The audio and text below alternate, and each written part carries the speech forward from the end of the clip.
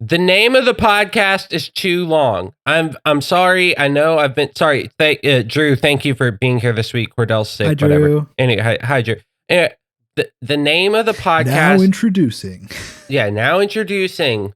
I'm rebranding it. I did not consult anybody on this. Yeah, I don't know what you're talking about. I don't know what you're talking about. I just got here, but go ahead. It's too long. Hi, Drew.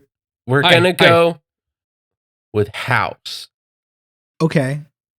Like that's confusing, but like the TV show? There's a TV. Yeah, there's a TV show called House. the British guy that pretends to be American. Yeah, it's based off of Sherlock Holmes. Oh, okay. So, House, a tagline: the junk one, not MD. Yeah, that should attract the right audience. I'd say we'll test it out this week. Welcome to House. It's a psychobilly freakout.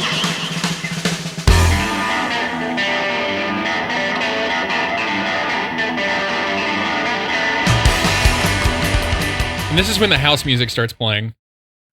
Oh yeah, this week we can make Caleb. You're just gonna have to make house music. I'm gonna have to make like French house music. Are we talking like? And this is all still in the like podcast, early dubstep.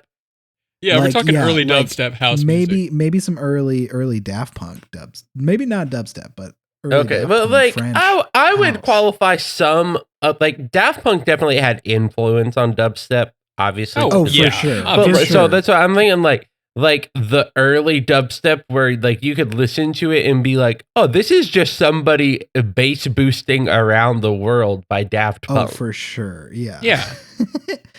Also, thank you, Drew. Thank you. Cordell's feeling a little sick, so Drew stepped in so last minute. Like it was literally we were about to record. Like Drew was in here for probably 15 minutes before we recorded. Maybe. So like, and like 5 of that was spent jamming to Jet Set Radio soundtrack. There was no like real prep, but yeah, it's a shame that Cordell got sick. You know, I've been trying to take care of him recently. I've been cooking his meals and bringing him tea and such, and he just seems to keep getting more and more sick. I don't know what's up with that. Yeah, it's so strange. It's so weird. It's so weird. Yeah. Ever since I moved in, he keeps getting more and more sick. Hey, Sammy, stop listening for a second. Hey, Drew, do you need that next shipment of like cyanide, man? Do you need that next shipment? No, I think I'm good. I think I'm good. Okay. We're not ready for that yet. Oh my gosh. No, but Can I come back? Can I come back now? Yeah, you're good. Yeah, you're good. Yeah, you can come back. Cool. You're good. But speaking of Daft Punk, like there's this whole thing on TikTok, right? About like jukebox musicals be like. Oh my, yeah. Any of those? I have not seen that, but I would like to know what jukebox musicals be like. Do you know what a jukebox musical? I do know it. Yeah, is? I love jukebox musicals. They're incredible. For the uninitiated of the audience, it's just musicals where all of the songs are like popular songs like that already exist. For like Moulin Rouge. I was about to say Moulin Rouge, Mamma Mia. Mamma Mia, which is all ABBA, of course. And Escape to Margaritaville, which is the Jimmy Buffett jukebox musical. Jamothy Beaufort. Yeah. But like the trend on TikTok is like starting the music of a jukebox musical. So maybe like, oh man, these drinks at this club sucks, and I haven't met anybody that I'm in love with. Oh, that woman. Shawty got them apple bottom jeans, boots with the fur, and like that wasn't as good. But I still think my favorite one is Olivia and I were talking about this the other night, and I swear my wife is funnier than me. I don't know why I'm the one on this show, to be completely honest about it. Well, see, we've been talking about that recently. That's fair. I keep telling her like one week this summer, I'm just going to have her come sit in my chair for Junk House, and I'm just going to like leave. We need to do me, Drew, and Olivia and just call it like Girls Week or something. There you go. Girls night. Junk House Girls night. Oh my gosh, that's so good. Anyway, but Olivia just sat there and she was like, just like imagine it's like set like a high school kid coming home and the dad's like, well, son, what's going on with you? And the son's just like, Dad, you'd never understand. I've fallen in love. And then the dad's like, well, son, you got to tell me about her, you know? And then the son in tears just, her name is Noelle. And just breaks into teenage dirtbag. Cause like, Yeah. I need it. My brain went a completely different route for what would not be a fun way to start out a musical of the father immediately going into Father and Son by Cat Stevens. Oh my And, God. It's just like really somber. Find a girl. And it's like, it's a completely wrong trajectory for what we want this musical to go, but that's how it's going to start. Can we write a full musical with just Cat Stevens music? Ooh. We'll call it Piss Train. I was actually bringing this up because I was thinking a serious one that could actually be cool and done good and cool is maybe a Daft Punk jukebox musical. It could be hard, but I think it's called it could Tron. be really cool. I mean, fair, but more of an actual. I know what you're saying, jukebox. I would say, like, I think the problem with that is that, like, most of their early work would just not fit. Like, the entire... It would have to be what? It would have to be Ram. It would have to be mostly Ram. Hold on. There is a jukebox musical of Daft Punk. There is. It is the movie Interstellar 5555. Yes, I already thought about that. It's about to say, because that's And just it's that's good, just the Discovery album, like toe to But tip. that feels more like just an extended like music video. Yeah, I mean, yeah. like an actual in the spirit of a jukebox musical. The thing is, I've legitimately wanted to write a certain jukebox musical for years now, ever since a buddy of mine, Brantley Wheeler, pitched me on an idea for a jukebox musical one night at a campout. Okay. Brantley's genius. I'm ready for this. Yeah, so like the main concept of it is just like it's a, you know, like just like a look into modern life, etc., between these two friends. And most of the music is going to be by fun. Okay. But a lot of it will also just be like 2012 music is like what the general theme of it is, like mostly songs from 2012. And Fun's album Some Nights, I would essentially try to work in as many of those songs as I possibly could, because especially the opening number is like perfect for opening up a musical, I would say. Yeah. And I legitimately thought about like trying to contact Cody Fry and to just try to be like, hey, can you help me write this? I'm not musically inclined. Can you help me write this jukebox musical? This can be your next big project. But yeah. Yeah. He's just like, what? Yeah. What's a jukebox musical? Yeah. What are albums that like don't even need jukebox musicals because they already are? Like, you know, there are some that just have vibes they're just musicals. I mean, there's like for sure ones that are like written as musicals, like the Waitress, I think. Yeah. Like Sarah Bareilles. Yeah, Sarah Bareilles, The Waitress. So there's stuff like that. But what is something that like, I guess not intended to be that? I've got 3 that came to mind right off the bat. Okay, we love it. Teens of Denial by Car Seat Headrest. Okay. Which, if you haven't listened to that album, solid album, very good. Paranoid Android by Radiohead. Yeah. Yeah. Like that one's just almost too perfect. And then American Head by The Flaming Lips. Okay. Those are the first 3 I thought of, but the first 2 that I'm thinking that came up while you were saying that, excuse me. Yeah. Good Kid, Mad City, To Pimp a Butterfly. Oh yeah. Hell yeah. I Those would go be see crazy musicals. I would go see a To Pimp a Butterfly stage show so fast. tomorrow. Tomorrow. Yeah, for I real. would drive across the country to see that shit.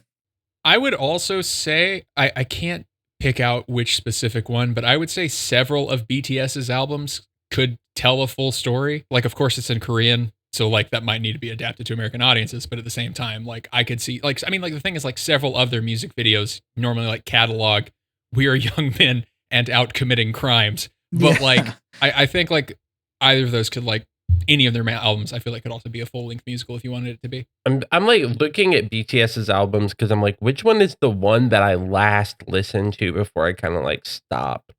Are they broken up right now? No, they're the reason they're on hiatus is because several of their members are Hiatus. currently serving in the Korean military, Gotcha. so they can't exactly all be together. Yeah. I want to say Map of the Soul was the last one I really listened to. Map of the Soul Persona or Map of the Soul 7? 7. 7. That's here's the thing is that's an excellent album. So like that's a great one to go out on.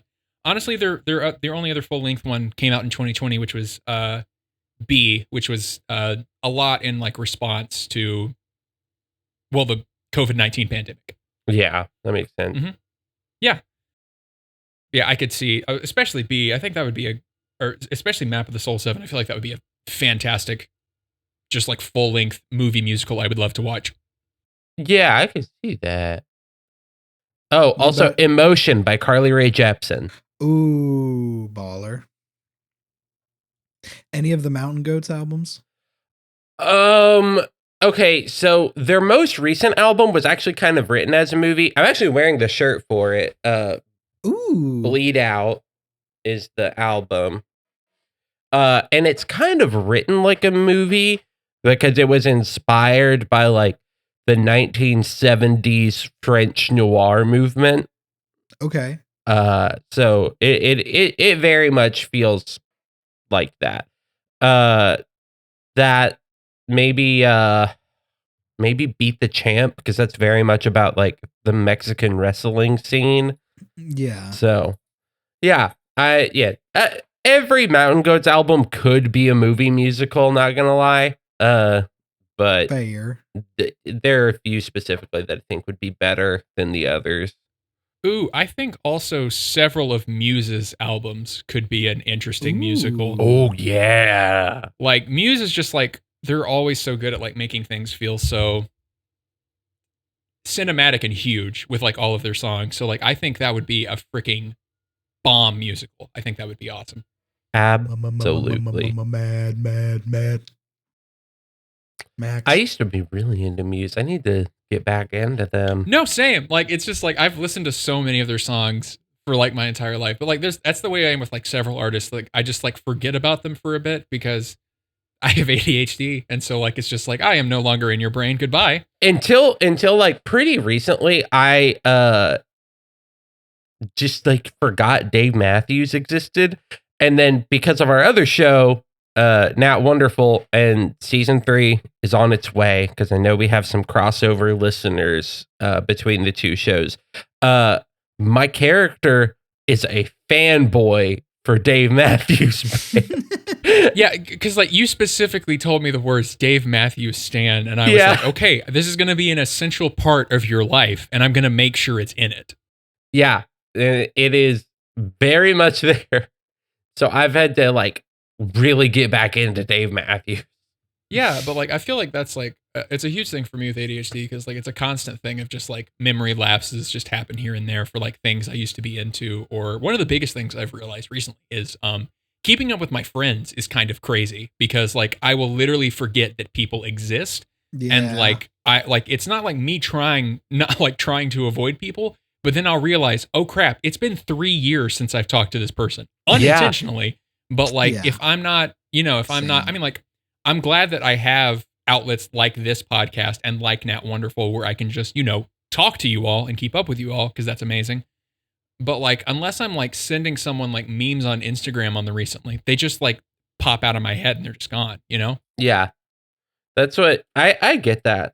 around when I was getting married, there was somebody that I invited to a wedding shower that after the shower, like they came and they even like helped us like load up gifts in the car and get everything like packed up and ready to go. And then they came and gave me a hug and they said, "You've got to do better about keeping up with people." And I was like, "Oh shit, I do. I suck at this." I mean, it's hard, you know. I mean, like, Yeah. I'm legit. Like, unless someone's like directly in front of me, they are no longer in my brain. You know. Yeah. And I'm the type to always feel guilty about that. But Mhm. also, you have to also take the moment to be like, it's a two-way street.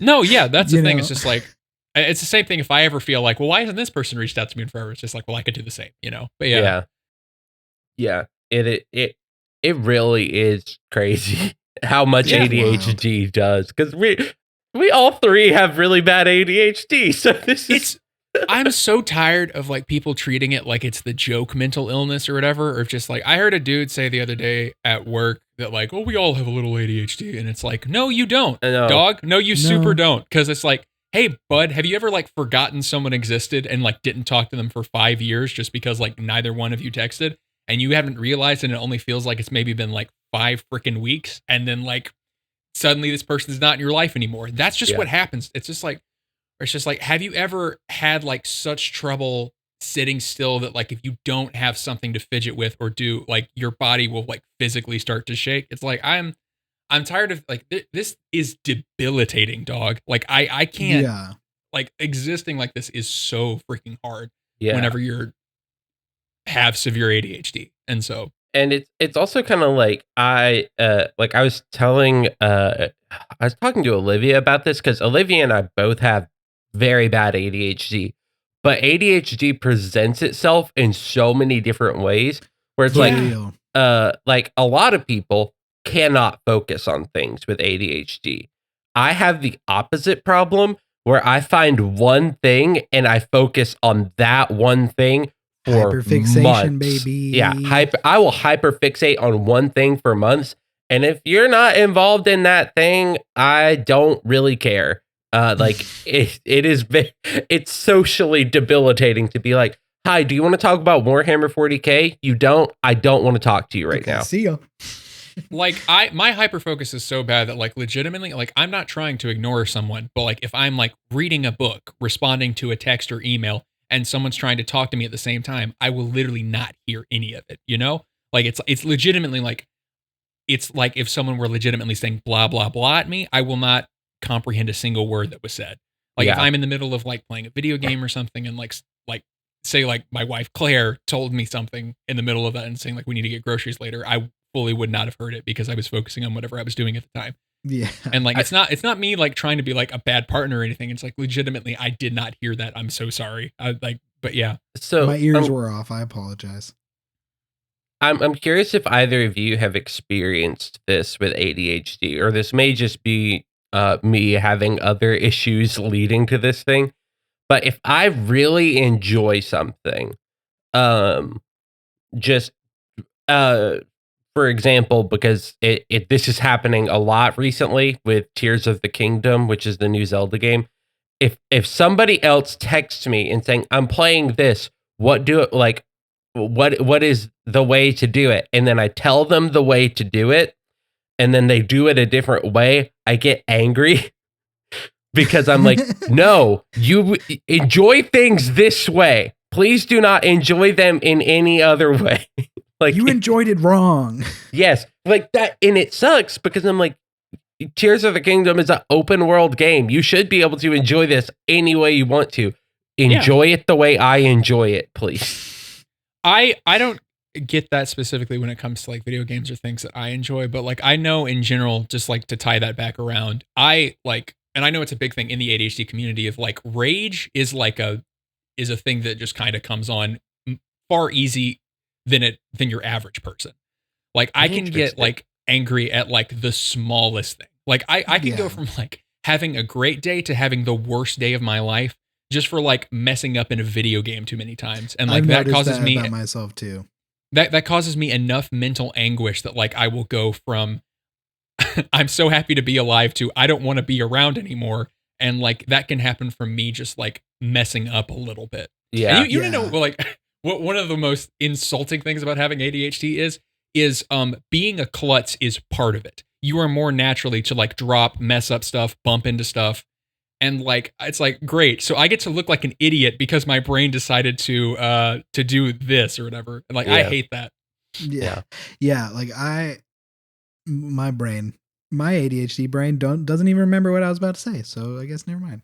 No, same. Man, it also sucks because like I feel like I used to be like my ADHD didn't used to be this bad as it is these days, but like, you know, times are tough. But like and I've been unmedicated for so long. I'm unmedicated, and so like I need to get on that. But also I feel like I used to be quicker when it comes to like having conversations or making references or like being able to like continue on with the conversation essentially. Like where I'm like, oh, I was about to say this and then I completely forgot it and it's completely erased from my brain and things like that. Or I want to make a reference to this thing, but I can't think of the name of the person or the name of the movie or the name of the project in that moment. I know it exists, but I can't recall it. And so like, that's another just like general hard thing of memory recall is shot. Yeah. Yeah. This is all such relatable content. But you know, it's interesting that you mentioned the ADHD with rage thing, because that's another thing is Olivia the other day was like, she was playing Tears of the Kingdom and she looked over and she was like, are you angry at me? And I was like, no, I'm not angry at you. And she was like, okay, you just always look a little bit mad. I mean, that's just your resting bitch face. Here's the thing is, I was going to say that in part could be ADHD in gaming, but also you have a resting face. And so like, I mean, like that's like, that can just kind of happen, you know? Yeah. And that's the thing. I feel like you already know that. Yeah. Yeah, it is. Yeah. It but was the thing I was going to say, that's why I was making weird hand movements. Oh, okay. The thing I was going to say is I remember on this podcast forever ago, we were talking about superpowers are like negative parts of ourselves that would be expounded. And I think we were talking about, honestly, the Green Lanterns are like the different things. And I said I would be a Red Lantern. And Cordell was like, you don't seem like an angry person. And I was like, oh, yeah, I'm not. It's really just like because of my ADHD. A lot of times I get hyper fixated on something and it makes me so mad that like I've like growing up, I would like throw controllers, but like I don't do that anymore, but I still get so devastated when I can't do something in a video game.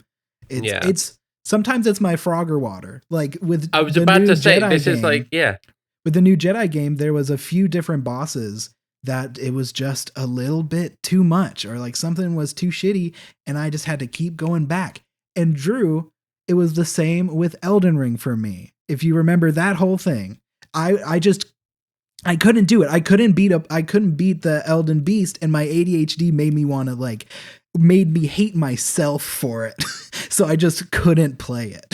Like it's so hard cuz like I know like there's like that constant like talk online where it's just like, well, you wouldn't say these things about your friends, so why would you say them about yourself? And it's like, I am mentally programmed to say these things about myself. It's like, I know my friends love me and I know I love my friends, but at the same time, like I did bad at an Elden Ring boss and I think I am the scum of the earth right now. And it's my fault.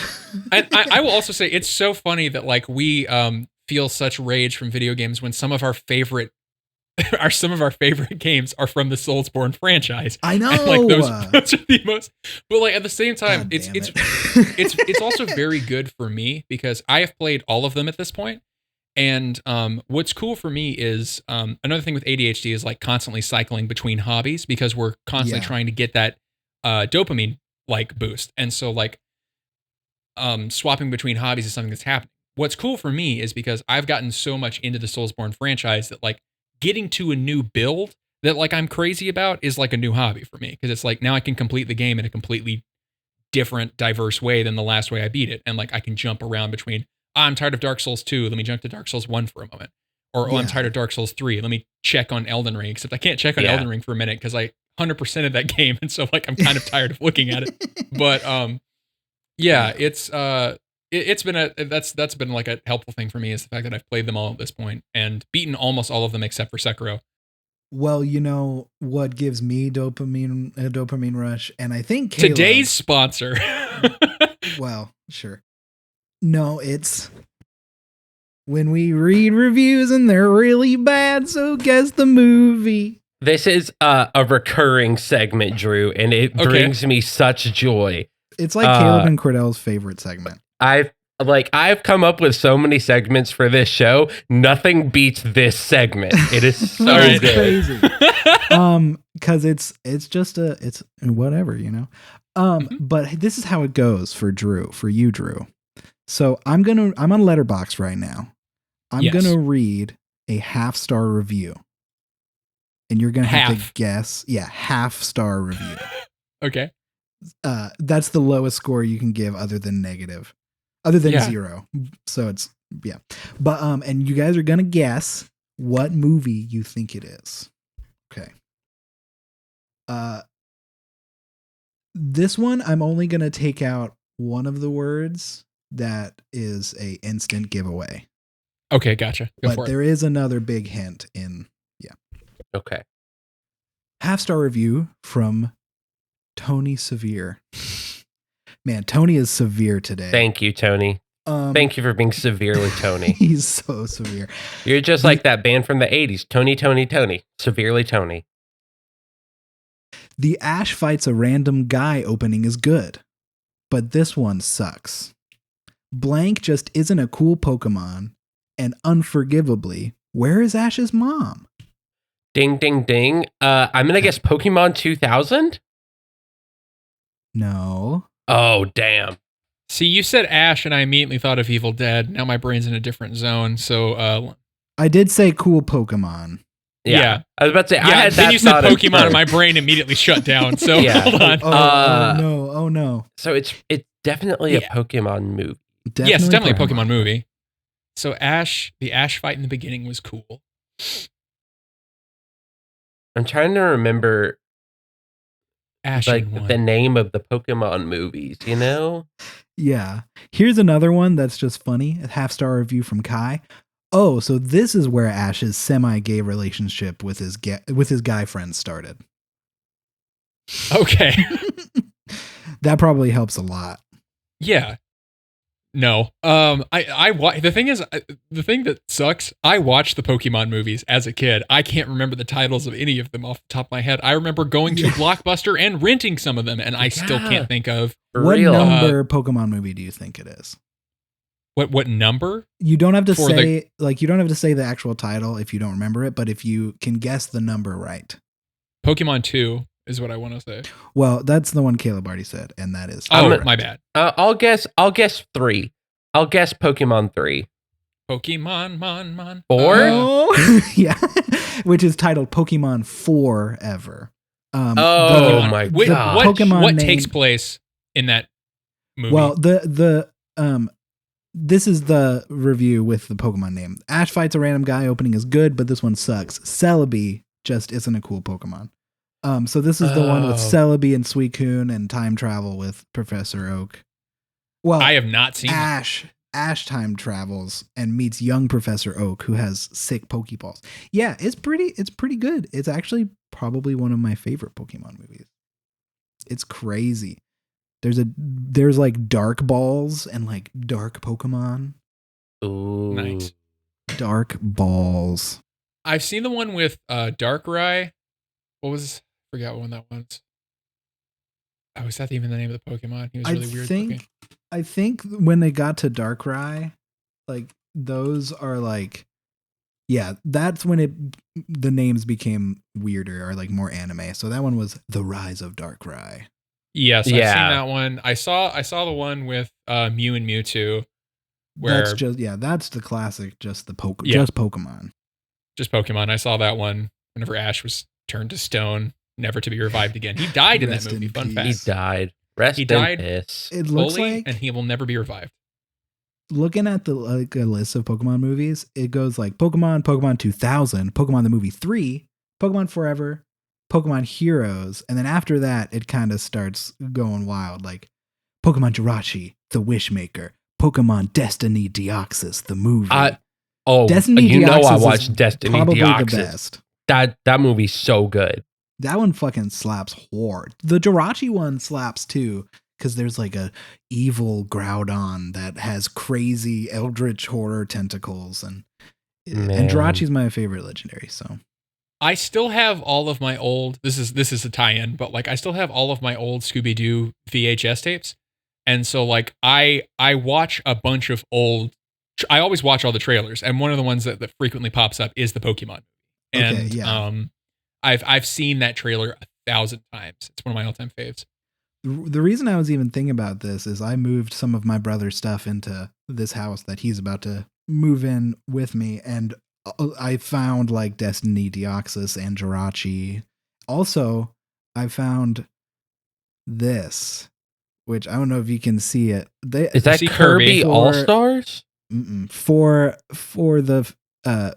the audio listeners, it's Kirby Air Ride. It's my Kirby Air Ride as like from growing up as a child. Like I bought a new copy because I didn't have this, and it's broke to shit. It's like scratched up. I'm probably still gonna clean it, but I'd like almost cried because I have this is my favorite game of all time, and this is the one from when I was a kid. It's insane. Okay. If I'm remembering correctly, that is the exact game we discussed in episode 3 of Junk House, which was named Kirby's Shower Bidet. Yeah, that's the Kirby part of the of the shower bidet. Speaking of like old games like that, I was recently trying, and like not to just talk about Scooby-Doo, but like one of my games that like I really enjoyed playing as a kid was the Scooby-Doo computer games, where like they wrote original mysteries and it was like point and click adventures. Yes. One of the ones like the thing is, I can't play those these days because I don't have a computer that can like access that disc. And so like I tried to find where I could download it online. I couldn't find anything, but like one of my favorites was Showdown in Ghost Town, where Showdown in Ghost Town. Like it was really crazy because like you could get jump scared by the villain of that, like that mystery is like while you're like trying to solve a puzzle, if you click the wrong thing, the ghost will jump out and jump scare you and then send you back to the start of the map. Yeah. And you'll have to like work your way back to there to try to do it again. Oh man. I'm thinking about all those point and click adventures I used to play as a child. Oh my goodness. Classic. Bruh. You ever play any of the Barbie games? No. I have not ever played in the Barbie. It was like a Barbie secret agent game that was I grew up in like a very staunchly conservative area, so boys did not do anything with Barbies. So did y'all ever play Pajama Sam? I did not. The only reason I got to play it is because my friend Elise had it, and whenever we would go to her house, we would play the shit out of it. It was actually really fucking fun. I'm sending pictures of it in. Nice. Text. I never played Pajama Sam though. Never got to play Pajama Sam. Pajama Sam is excellent. It's made by I forgot what that company is called, but they made Freddy Fish, Spy Fox. It's like the like semi-educational games, right? Like kind of, not really is the thing. They're not really educational. It's like it's more tailored towards kids, but like there's so many fun things that you can interact with in the environment, and all of the worlds are very unique. Like humongous entertainment. Humongous entertainment, yes. I've played 2 of the Pajama Sam games. Both of them are excellent. I think they're very fun times, and like it's the first one can be like kind of spooky in a way, but like in a way that like kids can still enjoy it. And like as a child growing up watching a lot of Scooby-Doo, that's something that I enjoyed, is watching something that can be spooky but also like fun for a kid like me. Yeah. It's funny. I can Google get it on Switch. Yeah, which is dope. Humongous Entertainment is an award-winning edutainment company, apparently. Yeah, they let's see, like Claire grew up playing a lot of Freddy Fish and Putt Putt Saves the Zoo. I grew up playing a lot of mostly Pajama Sam. That's mostly what I played. And they had in their games normally like, hey, would you like to play a mini game from these other games? And maybe we can entice you to download the other ones. But yeah, love Pajama Sam. That's a classic that I first started playing while going also over to a friend's house in order to get that game. Yeah. The first game that Humongous released was Backyard Baseball. Oh my gosh. Okay. The classic game. Classic game. The final Humongous title. on top. The Yes. final title developed was Backyard Skateboarding 2006. Can you guess when Dang. it was released? 2006. Yeah, 2012. Oh. No, it was actually released in October 2005. I tricked you. Oh no. So I want to say, speaking of games, because I've actually had time. some people message me on Instagram asking me when I would review this game. So it's time 3, for my 2, 1, let's go. spoiler-free review of Legend of Zelda Tears of the Kingdom. I'm gonna cry. I'm gonna cry tears of the kingdom. As you should. This game did bring me to tears so far 3 times. I have done Okay, everything like story-wise except for beat the final boss, which I hope to be doing very soon. AJ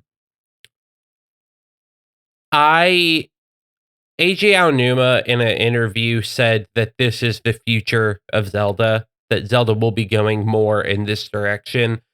I can't wait. I know they're Good. already working on another game. I cannot wait for it.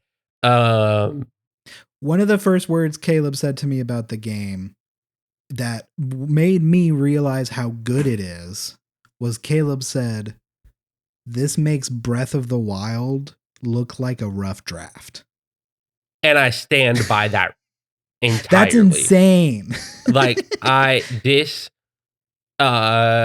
if you played Breath of the Wild and thought these enemies are too easy to beat, which it gets to the point in the end of the game where like Guardians, which are like the big horrible overworld Big things. bad. Yeah, they're the big bad of the game in Breath of the Wild. It got to the point at the end of the game where I was able to kill Guardians before their health bar appeared on screen. Like it just got like due to just weapons I had and skills learned. This game ups the difficulty in so many ways that are incredible. It is genuinely harder. It feels more like a Souls game than it does a Zelda in a good way. I personally am going to give this game like a solid 9.9 out of 10. Damn. Just because there's no perfection. There is no such thing as perfection. And there are things in the game that I'm like, why did you do this specifically? But What is your waifu rating? Waifu rating, this is a 10 out of 10. Why is every character so sexy? Why is every character that is designed to be sexy is sexy? Like It's sexy. It's just Who's incredible sexiest to you. Ooh. Personal opinion. This doesn't have to be, Top of your head. See, this is okay. A lot of the internet is simping over Pura right now in the game. True, and she's hot. Drew, are you familiar with Pura? Is that the character with? I've seen a lot of these things online. nuts. Yeah. No, I'm just kidding. That's an actual. Is that the character with like the orange hair? I just sent a picture to she has white hair, in this game, red eyeshadow. Oh, I was thinking her in reverse. I've seen this character on Twitter. I know nothing about her. You're good. You're good. I personally, you know what? I honestly think Link is sexy in this game. I've always thought, I've told Olivia before, like, Legend of Zelda was kind of one of the first true bisexual awakenings of Caleb, is being like, Link is hot, Zelda's hot. What does this mean? Ganon's hot. Ganon's hot in this game. What the fuck? I mean, it's hard to not be hot when you're voiced by Matthew Mercer. But Absolutely. And that is the other thing. That is the other part of this review is I was so nervous when they were like, Matthew Mercer's Ganondorf. Because it's like, you know what? He's got such a particular voice. Even though like he's a voice actor, can obviously change his voice. Inevitably, all the voices kind of sound like Matt Mercer. yeah. And it works so well. It makes me angry at times because I'm like, how can you be so good at this? It's insane. It's Matthew fucking Mercer. It's very funny because like I am of course well aware of Matt Mercer, but at the same time like I haven't heard his work in much. So when I was trying to picture, I was just picturing Ganondorf saying, "It's high noon," and then like pulling a gun on Link. Speaking of Link, I've sent you some art. Yes, I need. He is more. the twinkiest twink in all of twinkdom. And For we real. love him. Yeah. And like that, you know, Tears that's of a obviously Twink, more fan art. like it. That's obviously fan art. It's perfect. I can say you can call this one a twink. This is a twink, just so you know.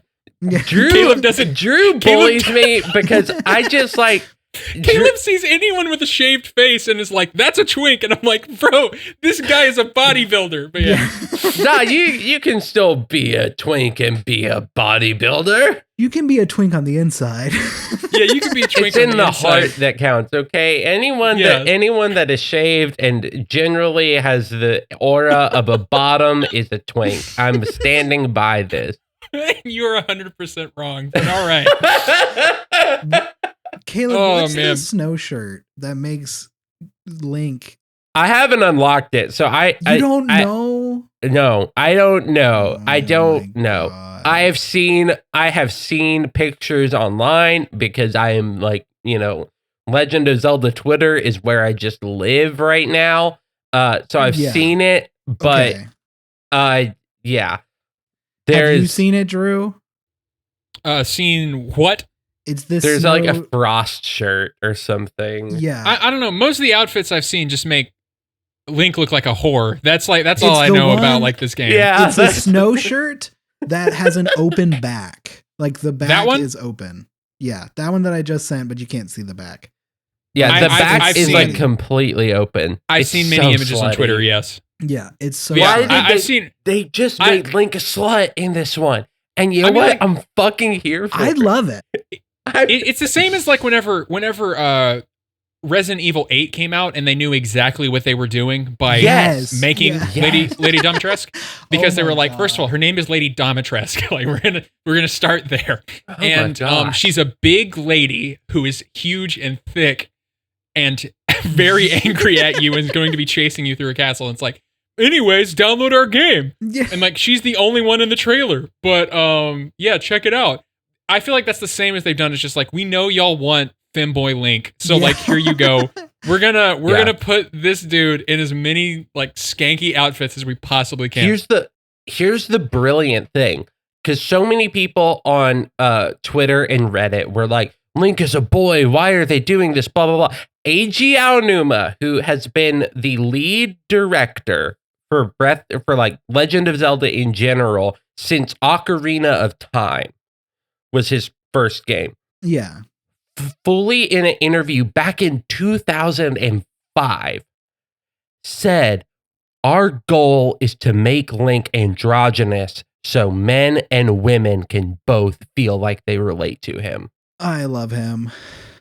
That's wonderful because we need more. I hate it, but I love it that every single popular androgynous character is blonde. If you think about it, if you really Yeah. think about it.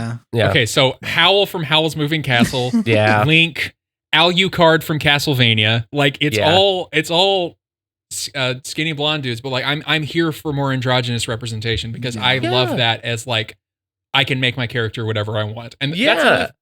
that's another reason that like I'm very much excited to play back to the Souls-likes, the Demon Souls remake, because they Mhm. let you get like very androgynous with that character creator. Yeah. I've only seen it being played by the McElroys in for their character Ronnie Fayberger. Yeah. Fair. But it's the fact that you can make a character with huge tits and an even bigger beard, I think is just very cool It's as a pretty concept. And yeah, it's pretty pog. And so like I think that's awesome. But go back to the twinkdom. Yeah, the twink. And talking about a lady, do you know who Shane Top is? With Shane Smosh. Top. Yes, I do know. Yes. So formerly of iCarly fame. Yeah, he's the dude from iCarly that holds the backpack. But he like made this character after she came out that I feel like is just Link now. But the character would be like, "Ooh, I'm in a big scary castle. I hope no 9-foot vampire lady comes out and pegs me. Ooh," and just like being very horny and a simp. Yeah. I just feel like Link is running around Hyrule like, "Ooh, I hope some big Ganondorf doesn't come out and." So okay, that's it. Okay, Look at his legs. Look at his legs in the first image I have sent. Like it's like okay, cool. So like his entire gooch is just like out. an inch away from being out. It's basically out. Nano. What if he had to meters. crawl to get something at any point in the game? Anytime he is climbing anything at any point in the game, he is just full on hanging dong and gooch in the wind. And So- Boosie. I because what Sammy said reminded me of something. This is a minor spoiler for a new enemy in the game. Okay, so- that's fine. There is a new enemy that is called the Gloom Hand. And it is I love these games. If as soon as you get close to one, the whole sky turns red and horror music starts playing. Have I ever seen one? No. I run away as soon as that starts to happen because the first time I did it, I got killed without even seeing it. And I was like, nah, fuck that. Not even messing with it. Not even messing with it. That's a funny thing. Have you ever like interacted with other enemies like that in video games where you see them and they look so unmessed? Like the thing is, I've completed games without ever touching those characters. Like the one that comes to mind is in Bloodborne. There's these giant, like they're like humongous dudes that wield these giant axes. They move pretty slow, but they swing for like a lot of damage. They look so intimidating that like it is only on like I'm on like my 6th playthrough of that game that I just now decided to finally attack them. It doesn't matter how far in the game I am, like, or how strong I feel this character is now. Anytime I see those dudes, I would just like run away. I've interacted with characters like that before where like I see an enemy and I was like, that looks so scary. I'm just not even going to get close to it. Yeah. I'm not going to approach. That is every time I adore Ocarina of Time. Love the game. If I see a re-dead, nah. I will just skirt around them and weave through. I ain't messing with it. I ain't gonna attack that thing. Which Not one's the doing it. Re-Dead? I've played Ocarina of Time, but it's been Zombies. Re-dead is the one that when you get close, they let out a death cry and then grab you and throttle you until you die. Oh my gosh. Yeah. Yeah, No. a children's game, Ocarina of Time. I love Ocarina of Time. That game. So And fucking good. In Ocarina, they just looked like skinned humans. Yeah. Gotcha.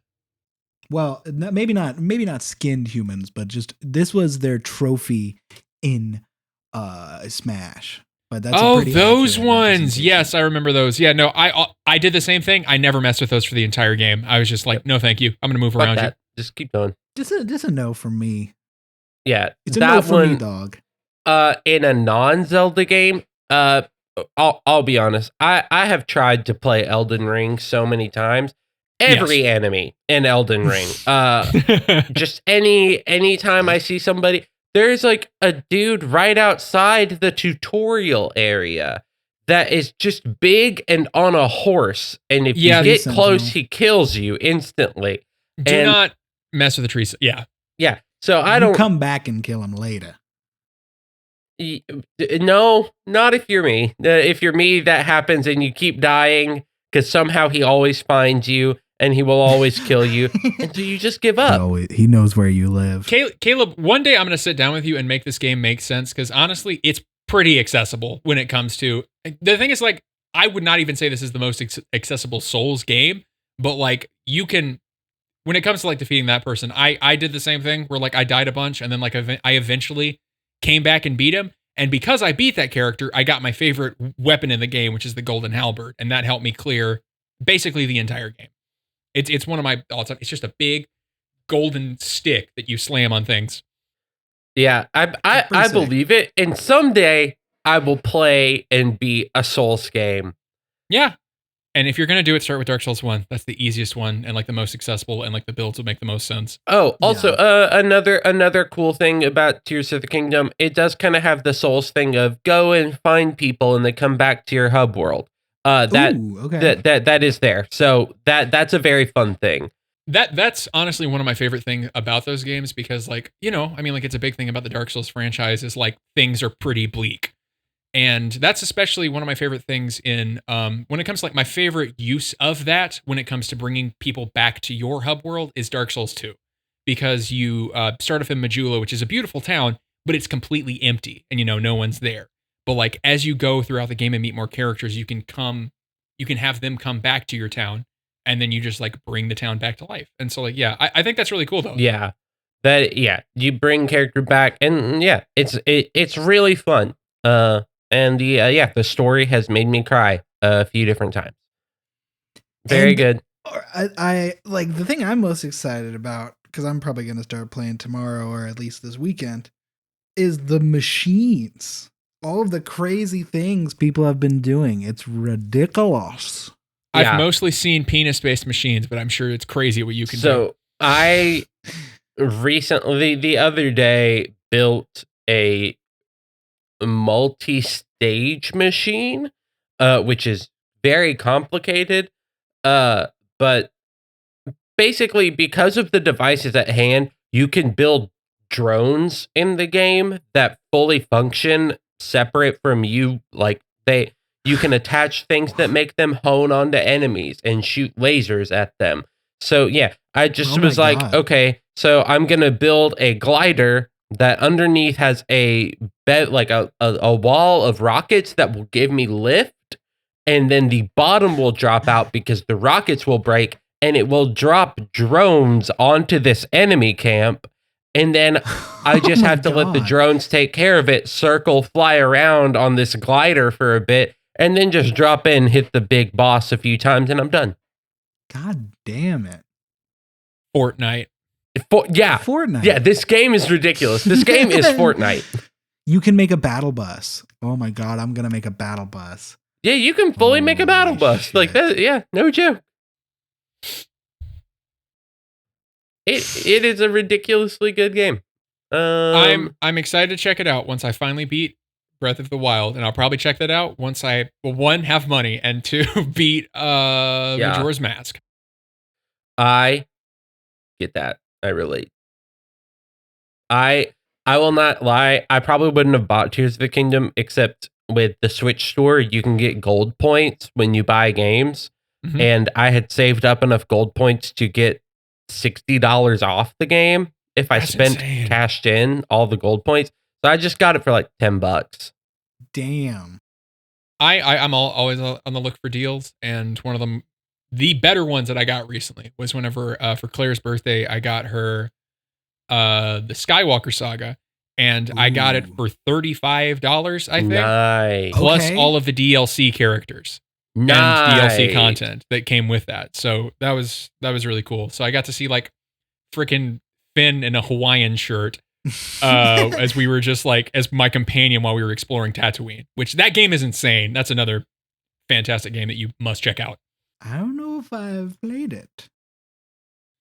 Skywalker Saga, Lego Star Wars. It is like, the thing is like it. I'd recommend. Have either of you ever watched Burback? Like Eddie Burback? Yes. Not like, okay, it is Eddie Burback, Yeah, but it's it's him and his brother's channel where they talk about video games. Yeah, I'm now No. looking at it. I've definitely played the games before it. Like I played Lego Star Wars growing up, but I just haven't Yeah, played same. this edition. This is like, okay, so like there's some things that are changed, like you're in a third person view, but like they have like introduced like different quality of life things. So like in the original, when you're playing with two players and you just are both on the screen. Yeah. So if one of you goes in another direction, you can eventually like drag one of your fellow players off a cliff by accident. And For there go a bunch of sure. your studs. In this game, it swaps to a split screen mode whenever you both go off on different things. So you can both be, first of all, these worlds are huge. Like, and all of them have all these crazy different side quests and different characters you can interact with. and it's for each of them you can do this, and like you can replay it to the max because there's so much to explore. It's insane. Oh my god. The combat also feels like crazy good. I would honestly say like the gun combat feels better than like the lightsabers at times, because like you can fully just like aim it at a character and like shoot at it from afar. Ooh, Like it's okay. like a third person shooter. It's crazy. Cannot recommend it enough. That's a fantastic Oh my game. god. Man. Talking about this, just a quick one. Talking about third person shooters or games. Did you ever play what's it called? The one on Mars. It's like Red something. Resident Evil 4. Yes. Resident. I have to find this really quick because it's gonna kill me if I don't. I think it's called Red Faction. I have not. Yeah, I Red don't Faction even- Gorilla was the version I played. So the idea was you were on Mars, and you were like part of this rebellious class that is fighting against the bad guys. But it was one of the first games with like a fully destructible environment, and like some of the missions were like, hey, go here and throw grenades here and blow this shit up. And out in the middle of the desert, there was a Moab that you could grab, and it was just chilling, and you can grab it and murder everyone. Something about the third person reminded me about that. But yeah, if you've ever wanted to just like fully experience the Star Wars movies through a video game's eyes, that's what you would do, is play this game. Like legitimately, it's first of all, it's beautiful and the worlds are so well crafted. But like, yeah, if you just want to fully immerse yourself in a Star Wars movie, just play Lego Star Wars: The Skywalker Saga. I adore all the Lego games. I grew up playing them a lot. Lego Indiana Jones was Fantastic. Probably so incredible. I wish they would just port all of them to the Switch or something, Yeah, because a lot of them are ported over, but not the ones I want to play. So, Lego Harry Potter. Lego Harry Potter as well. Lego Harry Potter is on the Switch. Cool. Ooh, I have okay. it for the PS3, which I'll probably be playing that pretty soon. I'm done playing I Skyrim.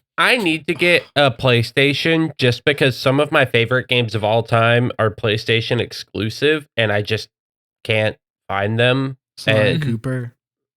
Sly yeah, Cooper, honestly, Sly Cooper is one that I very much miss. Metal Gear Solid, like the original, like yeah. Metal Gear Solid 1, 2, 3 specifically. Those are incredible.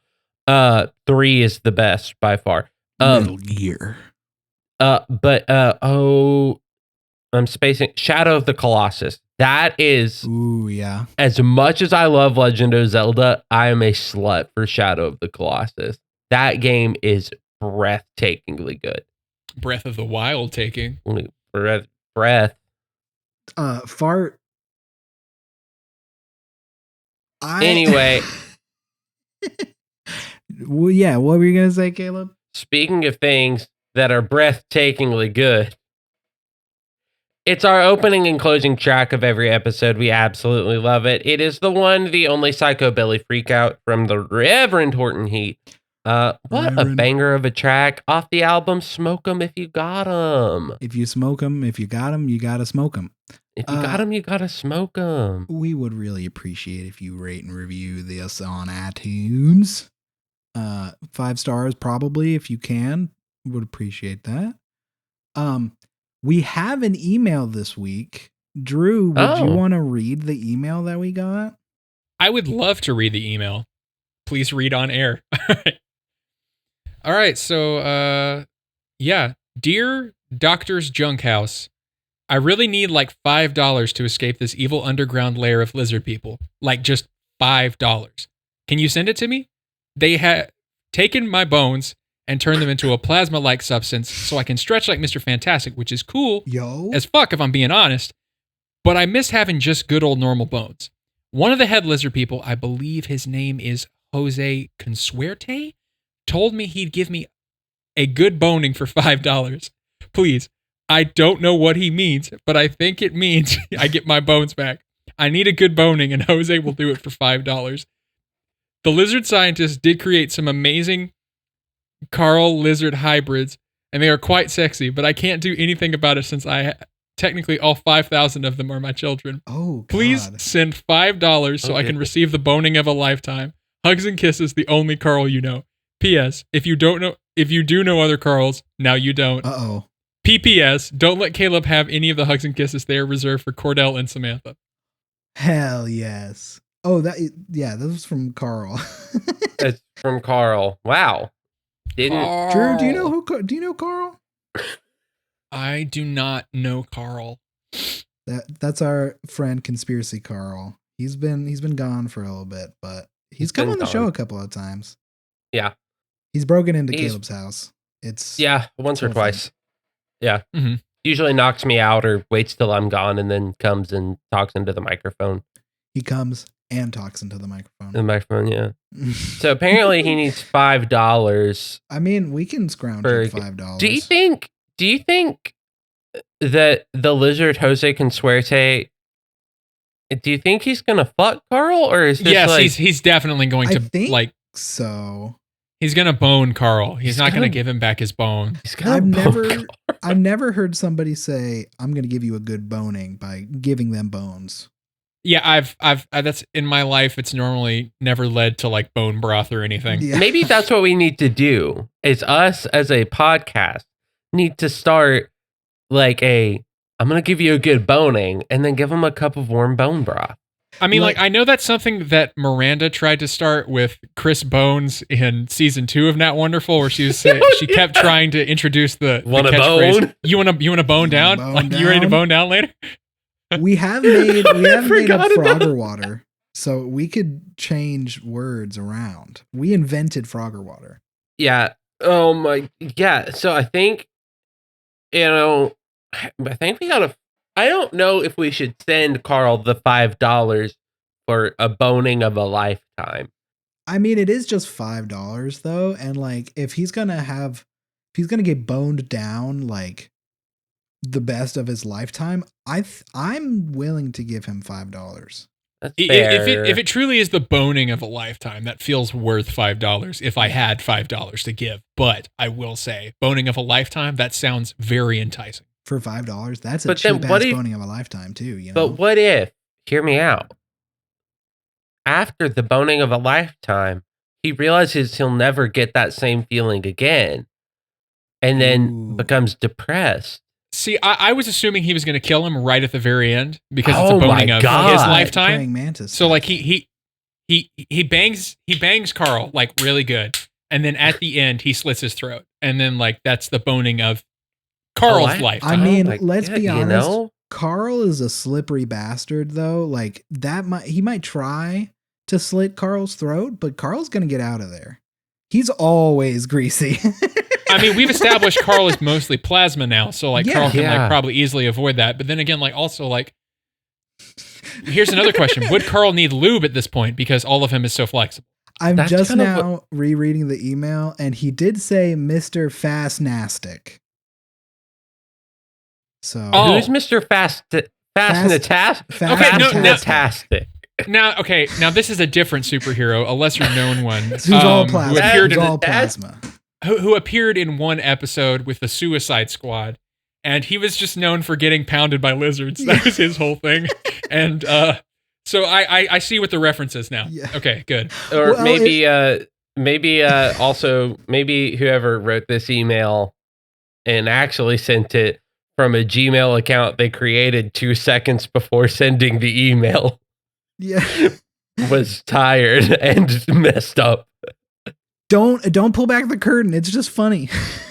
Mr. Fastnatastic. Maybe it's like Freddy Fazbear meets Mr. Fantastic. Yeah, so that would definitely lead to sex. Vanessa. You know what? Vanessa? I'm going to go bang Mr. Fantastic now. But if you want to bang Mr. Fastnatastic, you should send an email to junkhousemailbox@gmail.com. You should send an email there.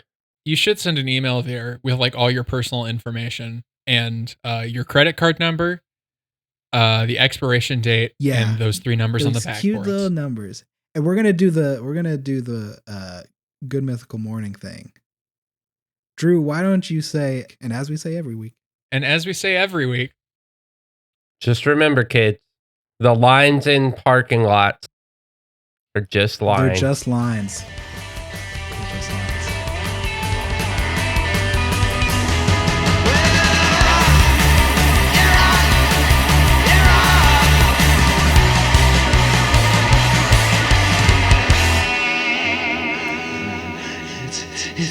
It's a psychobilly freakout!